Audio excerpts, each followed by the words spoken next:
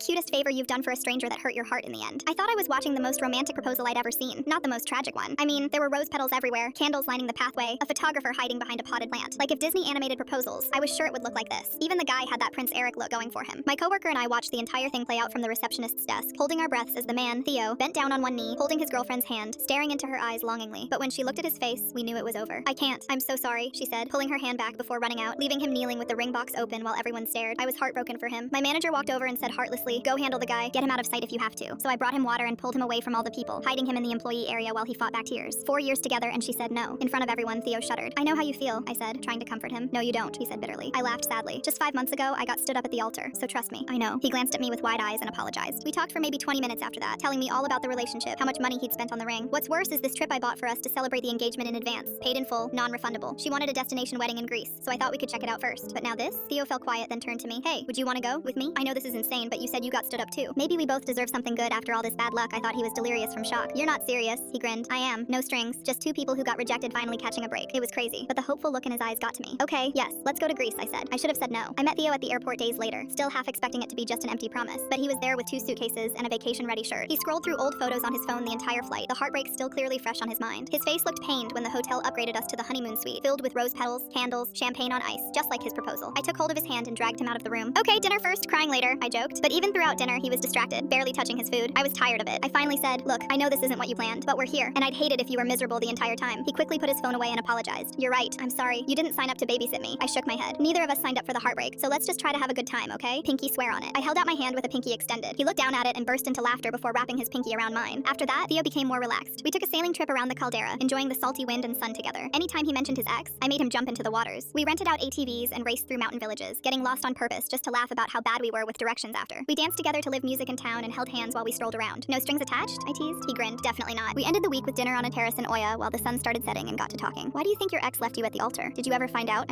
he asked. I smiled softly and nodded, looking out at the amazing view. "Yeah, I found out. He chose another girl." "Oh, I'm so sorry," he said. I shook my head. "The girl he chose was his sister, so trust me, I'm happy I'm not a part of that family," I said nonchalantly. He spat out his drink. "No way," I grinned. "Just kidding." But to answer your question, no, I never found out why he left me there. Sometimes there's just not an answer to things. Maybe he just didn't want me around. "Well, I'm glad you're around now," Theo said, reaching over to move my hair behind my ear. "I don't know what I would have done without you here." He leaned over, his face just inches from mine, whispering, "What if we—" Just then, his phone buzzed. I pulled back and smiled. "How about you check that first, then kiss me after?" His face turned pale as he looked at the screen. "It's her." My chest tightened. "She says she made a mistake, that she wants me back and wants to try again," he said, leaning back in his chair with a hurt expression. The magic was gone after that. He spent the next few days acting distant, constantly on his phone, texting and calling. When we arrived home at the airport, his ex-girlfriend ran up and gave him a tearful hug. "Your mom told me your flight. Please, I love you. I made a mistake." Theo glanced at me like he wanted to say something, but I wasn't ready to hear it. "I'm sorry. I'll be right back. Just wait for me, please." But I couldn't wait. Full story on channel linked below.